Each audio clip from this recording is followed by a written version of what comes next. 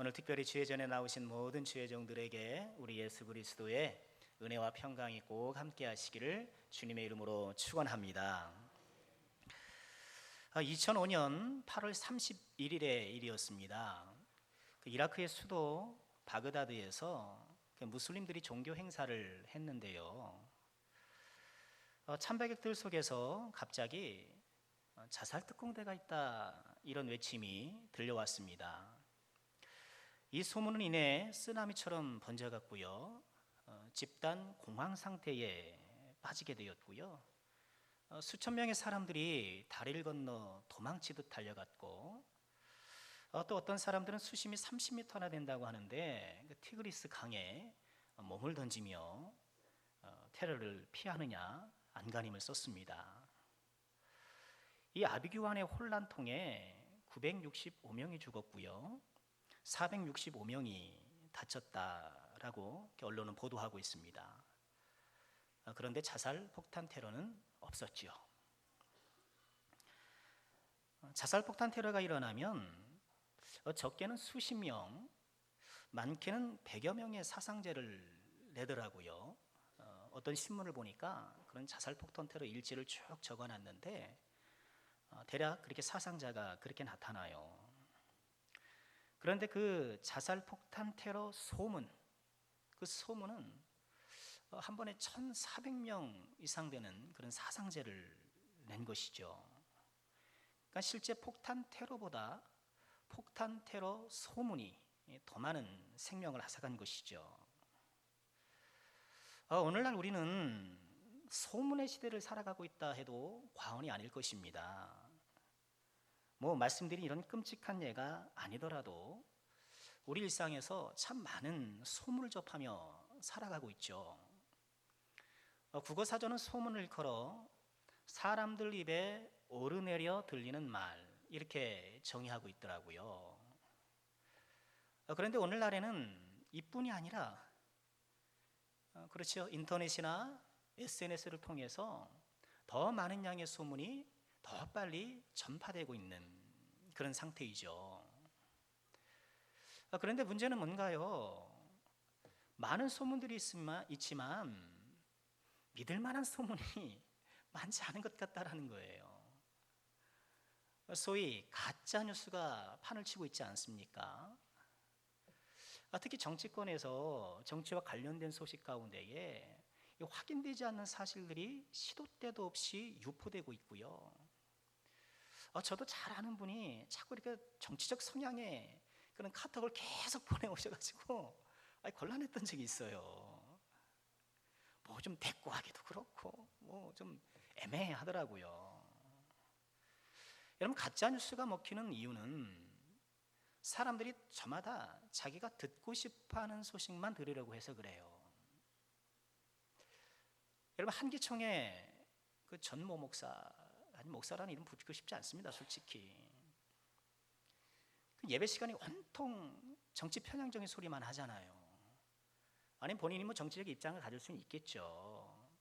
그런데 예배는 하나님의 말씀을 전하는 시간이고 우리가 하나님 앞에 어떻게 살아갈지를 돌아보는 그런 시간인데 그런 얘기만 막 하는 거예요. 참고로요, 우리 합동측 교단은요 한기총의 진즉의 사퇴가 아니라 빠져나왔어요. 여러분 혹시나 오해 없으시길 바라고요. 주변 분들이 교회가 그런다면서 한기총 어쩌고 저쩌고 하시면 우리는 상관없다라고 분명히 말씀해 주시면 고맙겠습니다. 아니, 우리 같으면 그렇게 정치적인 이야기만 하면 교회 안 갈 것 같잖아요. 그런데 사람들이 다 간단 말이죠.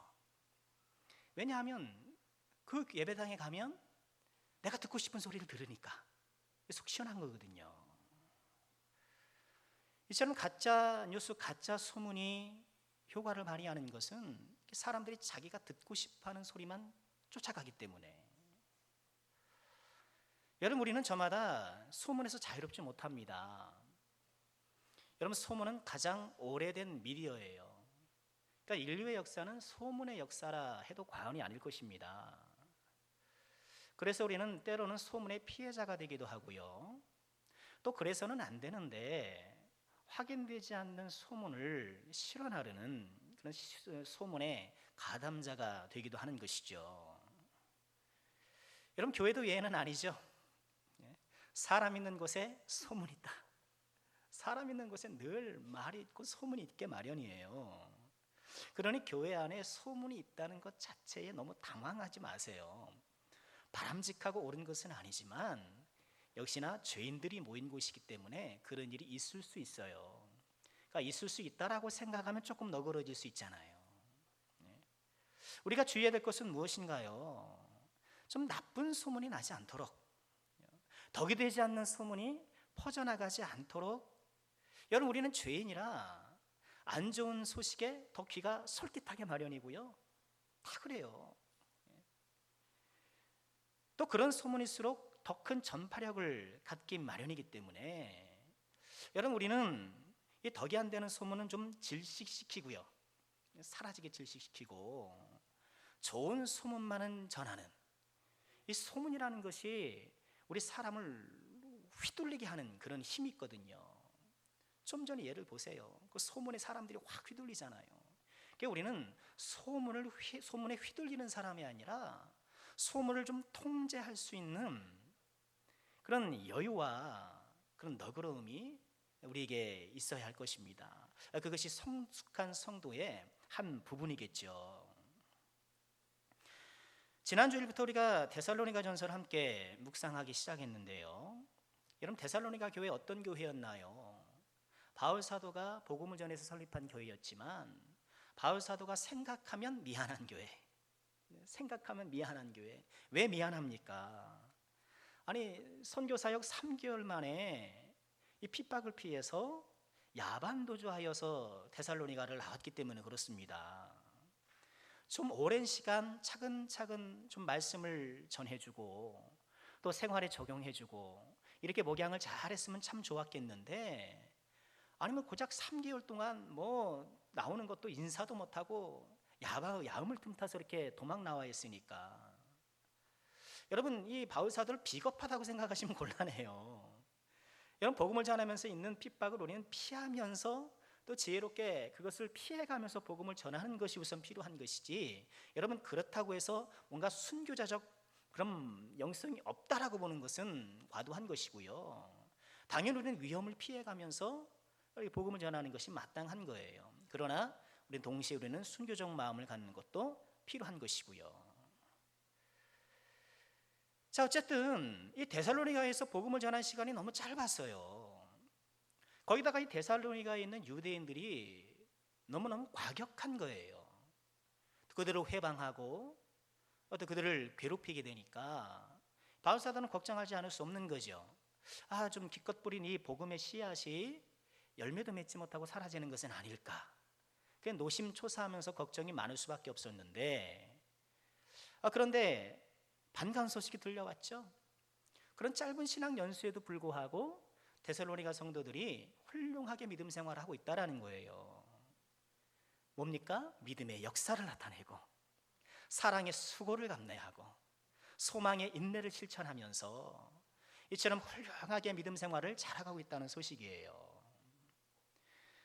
오늘은요, 여기에 대해서 이 데살로니가 성도들에 대한, 여기에 더해서 데살로니가 성도들에 대한 좋은 소문이 나고 있다라고 하면서 우리에게 그 소문의 소식을 전해줍니다. 우리 8절 말씀 함께 보실까요? 주의 말씀이 너에게로부터 마게도냐와 아가예만 들릴 뿐만 아니라 하나님을 향하는 너희 믿음의 소문이 각처에 퍼졌으므로. 데살로니가 성도들이 이 3개월이라는 짧은 복음 수용 기간에도 불구하고 믿음의 역사, 사랑의 수고, 소망의 인내뿐만 아니라 그들의 믿음의 소문이 이제 각처에 막 퍼지게 되었다라는 거예요. 이 바울 사도가 3개월 정도 복음을 전했는데 이 야반도주 했잖아요. 그리고 이제 베레아를 거쳐서 아덴을 거쳐서 그리고 저 아래 고린도까지 이렇게 도망치듯 이동했는데, 이 고린도에서 이 데살로니가 전서를 쓰거든요. 이 데살로니가 전서를 쓸 무렵은 야반 도주한 지 한 3개월 된 거예요. 그러니 데살로니가 전서를 기록할 무렵에 데살로니가 성도들은 예수를 믿은 지 어느 정도 된 거예요? 한 6개월 된 거예요. 근데 6개월 정도밖에 안 됐는데 이들의 믿음의 소문이 각처에 퍼졌다. 너희 믿음의 소문이 각처에 퍼졌다. 여러분, 참 이 말씀, 저와 여러분이 참 소망해야 될 말씀이 아닐까. 여러분, 나는 무엇으로 소문이 나 있습니까? 여러분, 무엇으로 소문이 나 있습니까? 저는 뭐라고 소문이 났을까요? 어떤 목사로 소문이 났을까요? 뚱뚱한 목사? 여러분, 소문이라는 것은 달리 말하면 평판이잖아요. 나는 어떤 평판의 사람인가? 여러분, 우리 남성교회는 어떤 평판의 교회인가? 여러분, 믿음의 소문이, 믿음의 평판이 좋은 것, 여러분, 이건 정말 우리가 소망해야 되고 우리 교회가 소망해야 될, 함께 꿈꿔야 될 그런 모습이 아니겠습니까? 바라고 하는 것은요, 온갖 소문이 난무하는 이때에 우리 남성께 사랑하는 모든 권성들께서는요, 믿음의 좋은 소문을 양산하시는, 믿음의 좋은 소문이 나는 그런 우리 모두가 될 수 있기를 주님의 이름으로 축원합니다. 그러면 데살로니가 성도들은 어떻게 좋은 소문의 교회가 될 수 있었을까? 한 3가지로 생각해 보고 싶습니다. 첫 번째, 가만히 보니까요, 이 데살로니가 교회는요, 올바른 믿음의 방향을 갖고 있더라고요. 올바른 믿음의 방향을 갖고 있습니다. 자, 우리 8절 말씀을 다시 한번 살펴볼까요? 주의 말씀이 너희에게로부터 마게도냐와 아가야에 들릴 뿐만 아니라 하나님을 향하는 너희 믿음의 소문이 각처에 퍼졌다. 자, 데살로니가 성도들은 믿음의 소문이 난 사람들인데 그들의 믿음이 어떤 믿음이라는 거예요? 하나님을 향하는 믿음. 하나님을 향하는 믿음. 이것이 얼마나 중요한지 모르겠습니다. 나의 믿음은 지금 하나님을 향하고 있는가? 나는 하나님을 향한 믿음 생활을 하고 있는가? 하나님 중심성을 올바로 유지하고 있는가? 여러분, 잘 아시는 것처럼 방향을 잃어버리면 아무리 노력해도 소용이 없어요. 여러분, 엉뚱한 방향으로 막 노를 젓는다고 생각해 보십시오. 무슨 의미가 있겠고, 우리 학생들 학교에서 공부하는데 시험 범위가 아닌 것을 막 책이 찢어지도록 공부하는 데는 무슨 소용이 있겠냐는 거예요.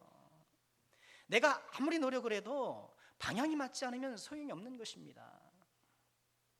제가 우리 교회 부임하면서 우리 가족이 다 이사를 한꺼번에 못 왔잖아요. 아이들 학교 문제가 있어서 8개월 동안 사전이 없는 게 아니라 그 예상이 없었던, 계획이 없었던 8개월간의 주말 부부를 했던 적이 있습니다. 주일 예배가 끝나면 저 익산역까지 저희 사모를 데려다 줬거든요.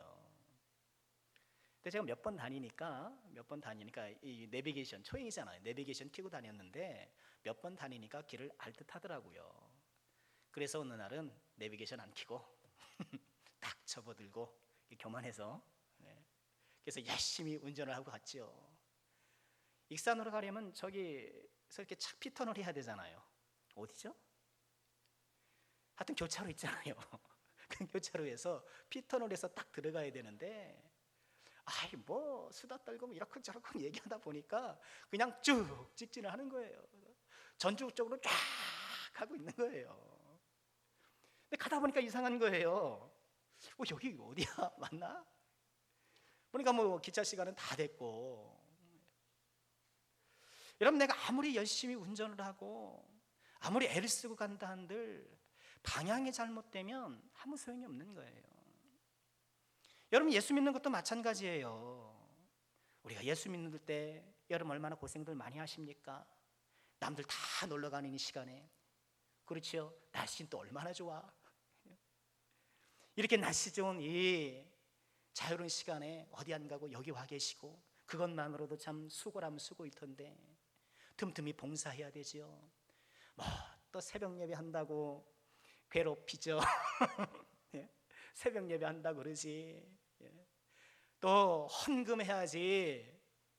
얼마나 애를 쓰고 수고하느냐 말이에요. 그런데 애를 쓰고 수고하는데 우리 믿음 생활의 이 방향이 올바로 설정되어 있지 않으면 헛수고가 될 수 있다는 거예요. 여러분, 믿음의 생활에, 신앙생활의 방향을, 목적을 올바로 설정하고 나가는 것, 여러분 데살로니가 성도들에게 우리가 본받아야 될 것이 그것이라는 거예요. 이제 3개월짜리 아니 6개월짜리 그런 신앙 연수인데 그 신앙 초기부터 그 방향을 올바로 세웠더라는 거예요. 하나님을 향한 믿음. 여러분, 하나님을 향한 믿음이라는 게 뭘까요? 좀 6절 말씀이 좀 더 구체적으로 설명해 주고 있다고 보는데요. 6절 말씀 함께 읽어볼까요? 6절입니다. 함께 합니다. 또 너희는 많은 환난 가운데서 성령의 기쁨으로 말씀을 받아 우리와 주를 본받은 자가 되었으니. 하나님을 향한 믿음이란 뭔가요? 주를 본받는 자가 되는 것. 여러분, 이것이 예수 믿음의 방향이라는 것, 예수 믿음의 목적이라는 것을 여러분 정말 잊지 마시길 바랍니다. 여러분, 올 한 해 우리가 표어로 삼고 달려온 것이 바로 이것 아닙니까? 예수를 알아가자, 예수를 알려주자, 예수를 알아가는 것, 작은 예수가 되는 것. 여러분, 이것이야말로 믿음의 올바른 방향이라는 거예요. 벌써 9월의 마지막 주일이 되었잖아요. 이제 19년도 석 달 뒤면 역사의 뒤안길로 사라지게 되는데, 여러분, 나는 지금 이 9개월의 시간만큼 좀 예수님을 닮아가고 있는가? 예수님을 본받아가고 있는가? 이 데살로니가 성도들은요, 도합 6개월밖에 안 되는 짧은 신앙 연수에도 불구하고 주를 본받는다라는 그런 평가, 그런 평판, 그런 소문을 내고 있더라는 거예요. 여러분, 그러니 신앙의 연수와 신앙의 성숙은요 사실 별개예요. 우리가 이것을 정말 조심해야 돼요. 주의해야 해요. 평생을 신앙생활해도 여전히 어린아이 같은 사람이 있을 수 있고요, 단 6개월을 신앙생활을 해도 성숙한 믿음의 사람이 될 수 있더라고요. 여러분, 저도 뭐 대대로 예수를 믿는 그런 집안이었습니다만 그게 자랑할 게 아니더라고요. 아니, 내 믿음이 좋아야 뭐 그것도 영광스러운 것이지, 어린 내 믿음이 시원치 않으면 그 자자손손 예수 믿는 것이 오히려 부끄러운 것이 되는 것 아니겠어요? 예수를 본받는 일, 여러분, 이것이 우리 믿음 생활의 올바른 방향이라는 것을 꼭 기억하시고, 내가 믿음 생활하는 목적이라는 것을 꼭 기억하시고요. 그런데 왜 이 예수를 본받는 일이 이처럼 더딘가? 좀 더딘가? 일전에도 한번 비슷한 말씀을 드렸습니다만, 저는 두 가지 큰 이유가 있다고 봐요. 물론 믿음이 부족해서, 뭐 마음은 원이로되 뭐 육신이 연약해서, 뭐 사람인지라, 뭐 갖가지 이유가 있을 수 있겠습니다만 크게는 두 가지예요. 첫 번째는 우리가 교만해서 그래요. 우리가 교만해서 그래요. 왜 예수를 본받는 일에 진척이 더딘가? 우리는 저마다 그래도 이만하면 예수를 잘 믿고 있지 않는가, 이렇게 생각하기 쉬워요. 여러분, 정말 그러기 쉬워요. 그래도 이 정도 믿음 생활하면 그래도 괜찮지 않은가? 여러분, 우리는 이런 생각을 할 때가 많지 않냐는 거예요. 왜 그런가 하면은요, 예수님을 닮으려는 치열한 노력을 하지 않아서 그래요. 치열하게 노력을 하지 않으니 내가 얼마나 죄인인 줄을 모르는 거예요. 열심히 공부하는 사람은 자기가 얼마나 모르는 게 많은지를 깨닫는 거예요. 열심히 운동하는 사람은, 운동선수는 내가 왜 이렇게 운동이 부족한가 깨닫게 되는 거예요. 그냥저냥 괜찮다고 생각하니까 예수님을 닮아가려는 노력을 기울이지 않는 거예요. 두 번째 이유가 있습니다. 두 번째는요, 예수님을 본받고 닮아가고 싶어하는 간절한 마음이 없기 때문이에요. 여러분, 제가 굉장히 단정적으로 말씀드려서 불편하십니까? 그러나 사실이에요. 여러분, 나는 정말 예수님을 닮고 싶습니까? 나는 정말 예수님을 닮고 싶습니까? 예수님을 닮아야 한다라는 의무감은 있는데 거기에 동의를 하고 의무감은 느끼는데 소망하진 않는다는 거예요. 정말 예수님처럼 닮고 싶은 소망. 요한일서 3장 2절 3절 말씀 보실까요? 요한일서 2장 3장 2절에 보시면 이런 말씀이 있어요. 사랑하는 자들아, 우리가 지금은 하나님의 자녀라. 그렇죠, 우린 지금 하나님의 자녀예요. 장래에 어떻게 될지는 아직 나타나지 않았다. 장래에 어떻게 될지는 아직 나타나지 않았죠. 그렇죠. 그가 나타나시면, 예수님께서 나타나시면, 예수님께서 재림하시면 어떻게 된다고요? 우리가 그와 같을 줄 안다. 여러분, 예수님이 재림하시면 우리는 어떻게 돼요? 우리는 예수님처럼 되는 거예요. 뭘 우리가 예수님이 되는 건 아니죠, 물론. 그러나 우리가 예수님을 참모습 그대로 볼 수 있는 그런 예수님처럼 고귀하고 영화로운 사람이 된다는 말이에요. 이어지는 3절 함께 읽어볼까요? 주를 향하여 이 소망을 가진 자마다 그의 깨끗하심과 같이 자기를 깨끗하게 하느니라.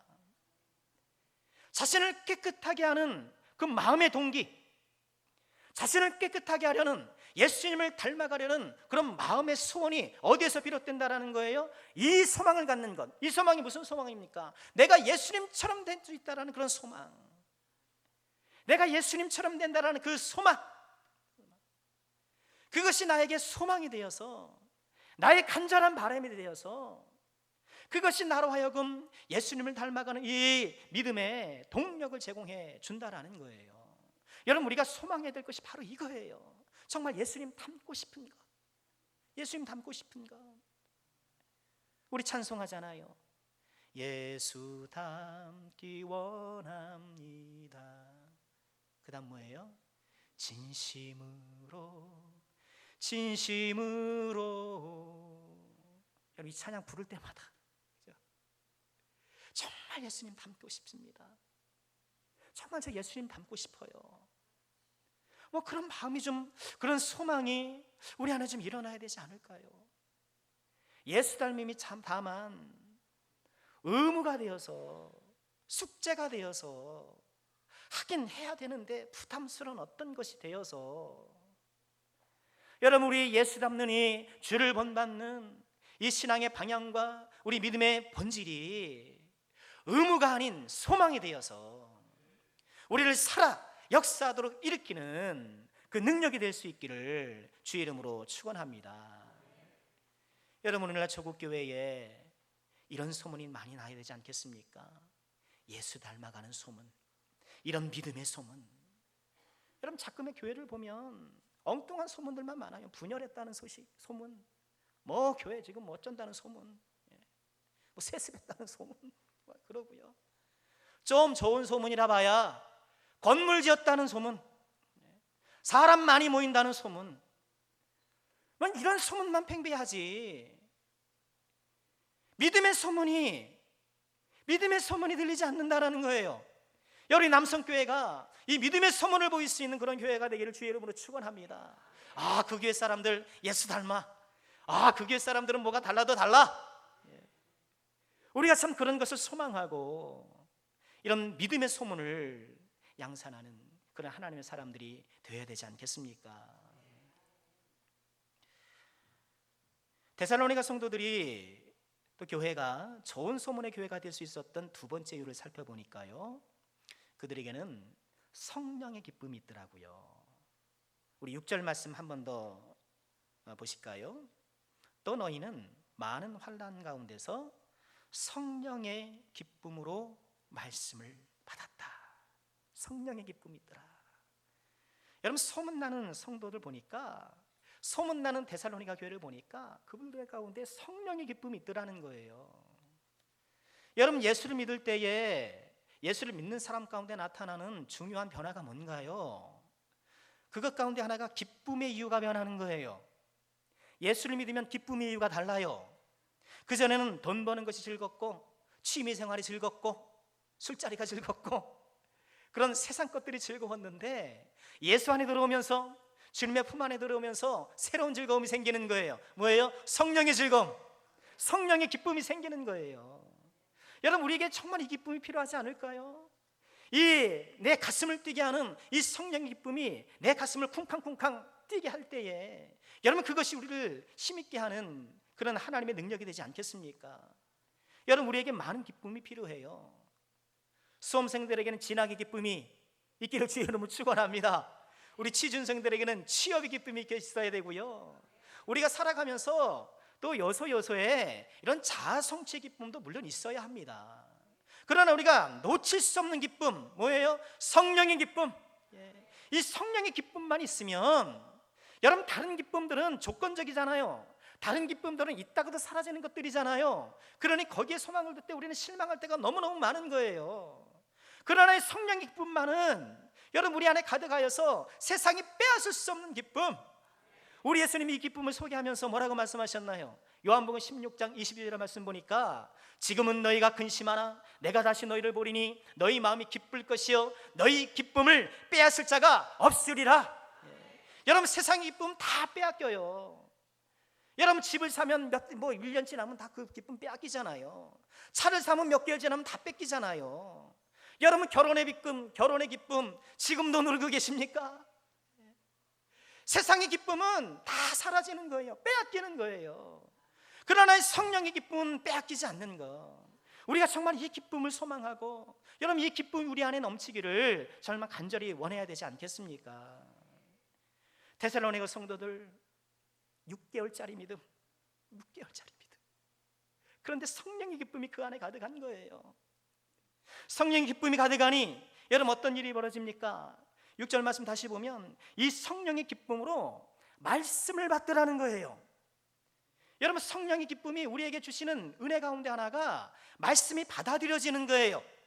말씀이 받아들여지는 것. 여러분, 말씀이 받아들여진다는 게 뭔가요? 그냥 다만 내가 앉아서 그냥 말씀을 잘 듣고 앉았다, 여러분, 그것도 포함되겠습니다만 그게 아니죠. 말씀을 받아들인다는 것은 내 생각과 생활 속에 말씀을 도입하고 적용해서 내 생각과 생활을 재편하는 거예요. 이것이 말씀을 받아들이는 거예요. 여러분, 말씀이 내 생각에 받아들여져야 돼요. 그래서 생각이 바뀌는 거예요. 예수 믿으면 생각이 바뀌잖아요. 뭐가 더 중요한지 알잖아요. 무엇이 더 중요한디? 무엇이 더 중요한디? 뭐가 더 중요한지 알게 되는 거잖아요. 옛날에는 성공이 중요했고 돈이 중요했고 명예가 중요했고 세상 것이 중요한 줄 알았는데 이제 예수 안에 들어오니까 생각이 바뀌는 거예요. 그런 것들이 덜 중요하고, 아니, 없어도 되는 것이 되는 거예요. 여러분, 예수가 들어오니 하나님의 말씀을 어떻게 해요? 생활에도 받아들이는 거예요. 데살로니가 성도들이 그렇더라고요. 특히 나오는 9절 이하의 말씀을 보니까 우상을 버리고 살아계시고 참되신 하나님을 섬기게 되었다라고 말씀을 해요. 지난주에도 말씀드렸습니다만 이 우상을 버린다는 것은 집에 있는 신주단지 하나 치우는 것, 여러분, 그것이 아니에요. 로마 사회의 우상 숭배는 사회 경제적으로 사람들을 묶어주는 네트워크란 말이에요. 그 모임에 들어가려면 우상 숭배가 관건이에요. 여러분, 이 세상에도 그런 게 있잖아요. 같이 고사하고 같이 절하고 그래야 거기에서 공동체성이 형성이 되고 거기서 뭐가 되는 이런 것들이 있는 거잖아요. 여러분, 세상 사람들은 그런 식으로 일을 처리하잖아요. 좀 어디 가서 같이 술 한잔을 해야 일이 되고 막 이렇잖아요. 그런 걸 안 하겠다는 거예요. 사회 경제적으로 내가 고립되는 것을 감수하겠다는 거예요. 이게 우상 숭배를 버렸다는 것이죠. 이처럼 생활 가운데 말씀이 받아들여지니까 구체적인 변화가 일어나는 거예요. 여러분, 이런 것들은 가능한 것이 뭐라는 거예요? 또 이 성령의 기쁨은 모든 환난을 넘어서요. 보니까 뭐라고 말씀하십니까? 많은 환난에도, 말씀드려도 이 사람들이 예수를 믿지 못하도록 막 내외적으로 핍박하고 또 방해하는 세력들이 있었단 말이죠. 얼마나 그들이 아버지 극렬하게 이 복음을 방해했는지 바울 사도가 데살로니가를 떠나왔잖아요. 그래서 베레아라는 동네로 갑니다. 거기서 복음을 전하는데 이 데살로니가 사람들이 거기까지 쫓아오는 거예요. 거기까지 쫓아와가지고 이 바울을 핍박하고 방해하는 거예요. 그런 사람들과 함께 살아가는 이 데살로니가 성도들이 많은 환난을 겪을 수밖에 없는 것은 당연한 일인 거죠. 여러분, 이처럼 환난이라는 것은 이런 박해적인 환난도 있겠지만 여러분 인생 실현이라는 환난도 있잖아요. 환난이 찾아오면 의뢰 슬퍼하거나 낙심하고, 여러분 그것이 정상인데, 예수를 믿는 사람은 특별한 무엇이 있는 거예요. 잠시 잠깐 슬플 수 있고 잠시 잠깐 낙심은 되지만 이내 오뚜기처럼 일어서는 거예요. 그 환난에 환몰되지 않는 거예요. 그 시련에 갇히질 않더라고요. 다른 사람과는 다른 특별함이 그 안에 있고요, 그 사람에게 특별한 힘과 능력이 그 안에 있는 거예요. 그것이 무엇인가요? 성령의 기쁨이라는 거예요. 이 성령의 기쁨이 말씀을 내 생각과 삶 속에 도입하고, 이 성령의 기쁨이 있어서 모든 환난에도 불구하고 내 믿음을 붙들 수 있고, 여러분 이 성령의 기쁨이야말로 또한 우리가 소망해야 될 하나님의 귀한 선물이 아닐 수 없는 것이죠.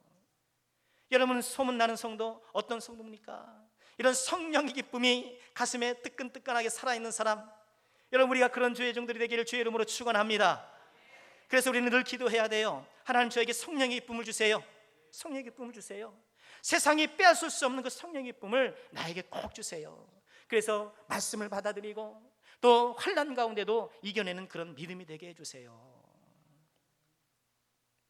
마지막으로 데살로니가 교회가 좋은 소문의 교회가 될 수 있었던 세 번째 이유는요, 가만 보니 이 데살로니가 교회는 말씀을 전파하는 교회더라고요.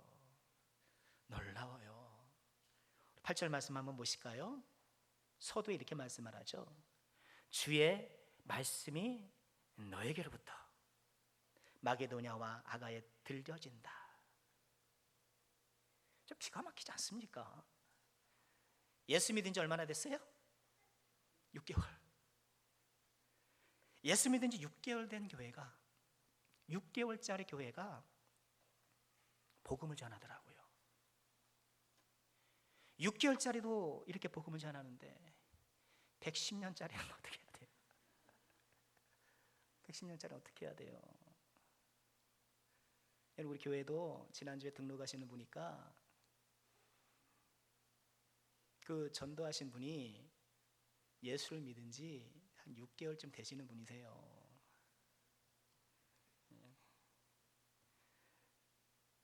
신앙의 연수와 상관없는 거예요. 믿음의 성숙도 그렇고 복음의 전파도 그렇고 아무 상관없는 거더라고요. 6개월짜리 교회가 이렇게 복음을 전하더라고요. 저는 이 말씀 묵상하면서 많은 도전이 됐어요. 왜 이렇게 재고 있나? 제가 자꾸 재거든요. 이제 뭐 복음 전도팀을 만들고 어쩌고 막 그냥 다음에 생각을 하는데 뭘 재나 그렇게 나가서 전하면 되는 거지. 그렇죠? 전략도 뭐 계획도 필요는 합니다만 나가 전하면 되는 거지. 그럼 함께 도전받을 수 있는 우리가 될 수 있기를 주의 이름으로 축원합니다. 뭘 하셔야 돼요? 전도지 가져가셔서 전도지 가져가셔서 말로 하면 힘들잖아요. 말도 딸리는데 말로 하면 힘들잖아요. 읽어봐. 예수 좀 믿어봐. 구원 받아봐. 9절 10절을 보니까 이 데살로니가 교회 성도들이 어떻게 복음을 전했는지 아주 상세하게 나와 있어요. 9절 보실까요? 그들이 우리에 대하여 스스로 말하기를 우리가 어떻게 너희 가운데 들어갔는지와, 즉 이제 바울 전도팀이, 이 바울 선교팀이 어떻게 데살로니가에 들어갔는지, 다시 말해 뭔가요? 어떻게 복음을 접하게 되었는지, 예수를 믿게 되었는지, 그 얘기인 거예요. 그러니까 어떻게 예수를 믿게 되었는지, 또 너희가 어떻게 우상을 버리고 하나님께로 돌아와서 살아계시고 참되신 하나님을 섬기는지, 즉 예수를 믿고 어떤 변화가 일어났는지. 또 10절은 뭔가요? 또 죽은 자들 가운데서 다시 살리신 그의 아들이 하늘로부터 강림하실 것을 너희가 어떻게 기다리는지. 즉 이것은 예수님의 재림을 필두로 하여서 데살로니가 성도들이 믿고 있는 내용이죠. 그러니까 데살로니가 성도들이 전한 복음의 내용들을 가만 살펴보면, 전도의 내용을 살펴보면 첫 번째는 그거예요. 어떻게 내가 예수를 믿게 되었는가. 두 번째는 그 예수를 믿으면서 나의 마음과 생활 속에 어떤 변화가 일어나고 있는가. 그리고 세 번째는 그 예수님과 관련하여서 내가 믿고 있는 중요한 내용은 무엇인가? 교리가 됐든 신학이 되었든 그 내용은 무엇인가? 이런 거더라고요. 여러분, 좋은 소문이 나는 교회는 좋은 소식을 전하는 교회더라고요. 복음, 좋은 소식, 좋은 소식을 전하는 교회가 좋은 소문 나는 교회, 데살로니가 교회가 바로 그것을 우리에게 보여주고 있는 것이죠. 우리가 이 복음을 전할 때에, 이 좋은 소식을 전할 때에 좋은 소문 나는 교회가 되는 줄 믿으시길 바랍니다. 여러분, 그러니까 틈틈이 우리는 정말 예수를 전하는 교회가 돼야 돼요. 우리 예수를 소개하고 교회를 소개하고 예수 믿기를 권하고 교회 나가기를 권하고. 여러분, 데살로니가 성도들이 귀감이 되는 게 뭔가요? 이들이 복음을 전하되 환난 중에 복음을 전하더라는 거예요. 환난 중에 본인이 어려운 가운데도 복음을 전하더라는 거예요. 여러분, 우리가 흔히 하는 착각이 뭔가요? 좀 내가 좀 편해지면, 내가 지금 직장도 그렇고 뭐가 좀 안정되면 그때 내가 좀 주일에 헌신도 하고 전도도 하고 열심히 하겠습니다. 그런 생각이에요. 뭐 이해는 돼요. 그럴 수는 있어요. 그런데 그 이면에 뭐가 있느냐 하면은요, 그래도 예수를 전하는 내가 뭐가를 좀 내세울 게 있어야 복음 전하는 것 아닌가, 이런 생각이 있더라니까요. 내가 그래도 좀 옷도 좀 번듯하게 입고 차도 좀 좋은 것 타고 집도 좀 좋은 데 살고 그래야 뭐 복음을 전할 때 좀 더 힘 있는 것이 아닌가? 여러분, 혹시나 아직도 그런 생각을 하고 계시는 분들이 계십니까? 여러분, 정말 잘못된 생각이잖아요. 여러분, 기복주의적인 신앙, 기복적인 생각이 아닐 수 없는 거예요. 여러분, 그런 생각은 버리세요. 이전에는 그런 것이 팽배했어요. 전에도 말씀드렸잖아요. 제가 중고등부 때 수련회 갔더니만, 기도원에 수련회 갔더니 그 강사님이 그렇게 설교하시더라고요. 여러분, 예수 믿는 사람들은 잘 살아야 됩니다. 자기는 월세 살면서 집주인에게 예수 믿으라 그러면 믿겠느냐고. 왜 믿겠느냐고 그러는 거예요. 그런 예수 믿는 사람들은 다 잘 살아야 된다는 거예요. 집 사면 4년 안에 집을 사야 된다고. 그랬어요. 진짜로 그랬어요. 아멘 아멘 아멘 아멘. 그래야 되는 줄 알고만. 그게 복음입니까? 그게 복음이에요? 아니에요. 여러분, 예수님이 좋은 옷을 입고 복음을 전하셨습니까? 대궐 같은 데 살면서 나를 믿으면 여러분들도 이렇게 삽니다 하면서 그런 곳에서 사시면서 복음을 전하셨습니까? 여우도 굴이 있고 새가 둥지가 있지만 우리 예수님 머리 둘 곳이 없다 그러셨어요. 때때로는 노숙자처럼 길에서 동굴에서 주무셔야 했어요. 바울 사도로 비롯하여서 복음을 전했던 그 사도들을 보십시오. 요즘 말로 뭐 좋은 차 타고 다니면서 좋은 옷 입으면서 예수 믿으면 나처럼 돼. 여러분, 그런 사람이 어디 있습니까? 다 비참한 종말을 맞았는데요, 다 순교당했는데요, 참수당하고 십자가에 달히고 토브루스톰을 당하고 예수 믿고 뭐가 잘 된단 말입니까? 그게 복음입니까? 그건 샤먼이죠. 물론 예수님 우리 축복을 주시죠. 하나님의 은혜를 주시죠. 그러나 우리가 예수 믿음이 거기에 있는 것이 아니잖아요. 여러분, 내가 복음을 전할 때 내가 이렇게 사는데 뭐 다른 건데, 여러분 제발 그런 생각하지 마시길 바랍니다. 데살로니가 성도들 보니까 환난 중에 복음을 전하더라. 여러분, 그것이 더 능력 있는 것 아닙니까? 내가 육신이 병들었어요. 복음 전하셔야 돼요. 내가 지금 질병에 걸려서 어렵고 힘들지만 그럼에도 불구하고 내 안에 나를 정말로 건강케 하는, 내 영혼을 건강케 하는 그 예수 그리스도를 우리가 전해야 되는 것 아니겠습니까? 내가 비록 사는 것이 이렇게 누추하고 초라하지만 그러나 내 속에 이 천국의 부자 같은, 누구도 넘볼 수 없는 하늘의 보좌를 가는, 하늘의 보배를 갖는 사람으로서, 그 누구도 빼앗을 수 없는 그 보배를 소유한 사람으로서 그 보배를 우리가 소개해 줘야 되는 것 아니냐는 거예요. 때를 얻든지 못 얻든지 항상 주의 복음에 힘쓰는 우리 모두가 되어야 되겠습니다. 자, 말씀 마치겠습니다. 우리는 소문의 시대를 살아가고 있습니다. 내가 가담하고 있는 소문은 무엇인가요? 여러분, 우리는 세상의 헛된 소문에 가담하지 마시길 바랍니다.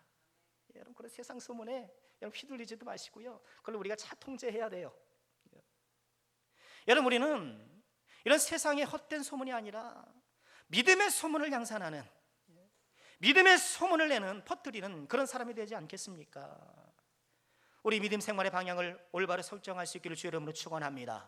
성령의 기쁨을 놓치지 마시길 바랍니다. 좋은 소식, 좋은 복음을 전하십시다. 그래서 소문난 믿음, 소문난 교회가 되어서 우리 하나님께 영광 올려드리는 우리 남성교회 모든 권속들 되시기를 주님의 이름으로 축원합니다.